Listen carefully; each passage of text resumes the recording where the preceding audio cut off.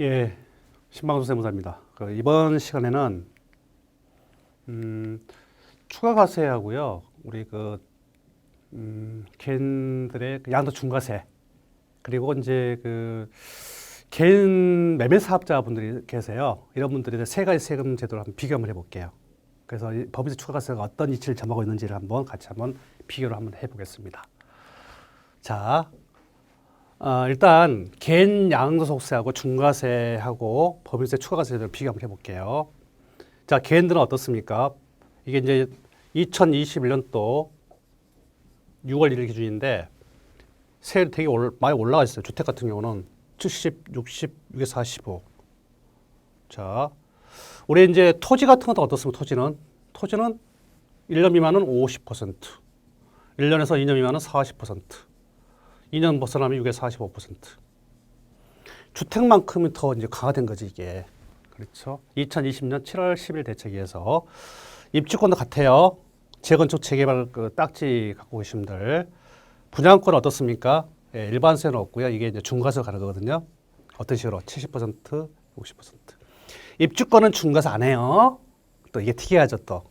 일반세만 있어요, 이렇게. 입주권은 또 주택도 아닌 게 또 주택으로 취급되면서 아주 어정쩡해요, 하여튼. 근데 이제 걔는 어떻습니까? 이주택은 뭐예요?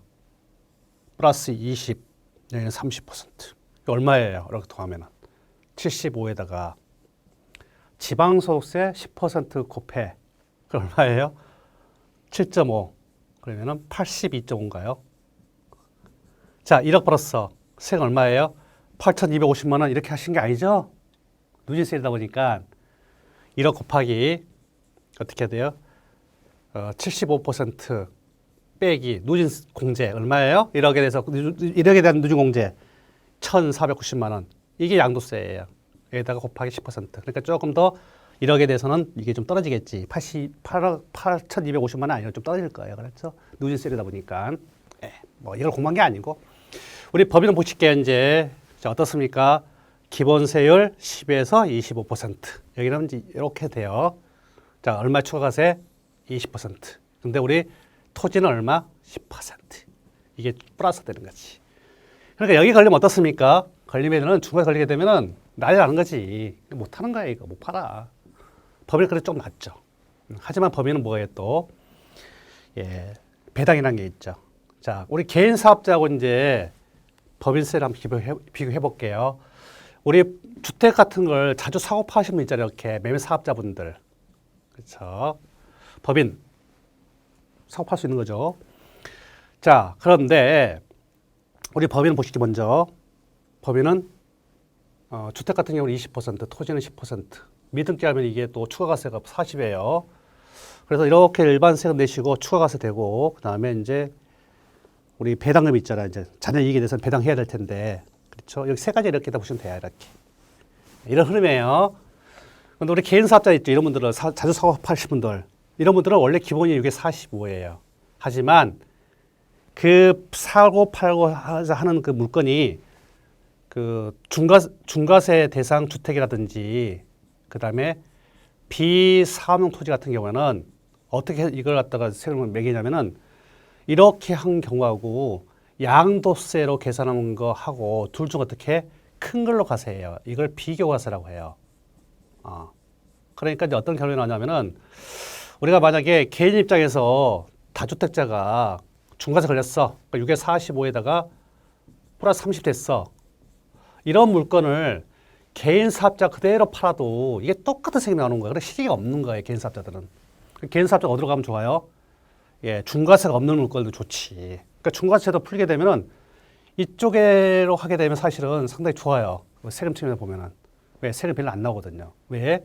기본세를 내시는 거고, 이 사업자다 보니까 매출액에서, 판매 금액에서 모든 경비치를 할 수 있거든요. 그러니까 이게 세금이 작죠. 근데 중과세 걸리게 되면은 어떻습니까? 이렇게 하든지 저렇게 하든 똑같은 거예요. 자, 법인 어떻습니까? 법인은 중과세가 물건이 되든 주택 같은 경우는 무조건 그냥 추가과세 때리는 거거든요. 그럼 무조건 기본적으로 이만큼 세금 내셔야 돼. 이만큼. 10에서 20에다가 요만큼 20%. 그래서 중과세를 비교해보면 이게 조금 낮죠. 하지만 이게 들어가 있다. 그래서 요즘 같은 경우는 그 세상에서는 이게 중과세 걸리게 되면은 여기도 중과세 걸리잖아요. 여기도 세금 많아. 여기도 있고. 그래서 어떤 게 좋은지가 잘 구별 안 돼요. 그렇죠? 그렇게 돼 있다는 거죠. 좋습니다. 자, 한번 보실게요. 이제 사례인데요. 우리 양도소득세 차익 2억이에요. 일반과세. 여기 사업 관련 비용 안 빼주죠. 복리후생 같은 거 여기 빼주죠. 복리후생 같은 거 빼주죠. 이게 좋은 거야. 일반과세입니다. 세율 일반과세 여기는 38% 누진공제 이 정도 나온다고 가정해 볼게요. 일반 사업자들 있죠. 개인 사업자들은 어떻습니까? 이게 들어오잖아요. 그래 과표 줄어들어. 세율이 떨어져 많이. 그러니까 중과세 안 걸리게 되면 이게 좋은 거예요. 근데 법인들 있죠. 법인들은 어떻습니까? 여기까지 좋아. 1억에서 10%가 1,000만 원이잖아요. 근데 왜 5천만 원이에요?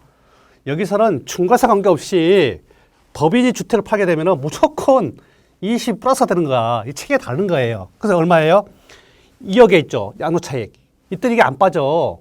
그 2억에 이제 보면은 20% 돼가지고 4천만 원. 더하니까 얼마가 돼? 5천만 원이 되는 거죠. 이렇게. 비교를 한번 해보세요. 어떻습니까? 일반 과세가 적용될 때는 어디가 제일 좋아요? 1순위. 여기. 두 번째는 여기에 좋을 수 있죠. 왜요? 법인은 많아 세금이 이제 많아졌어.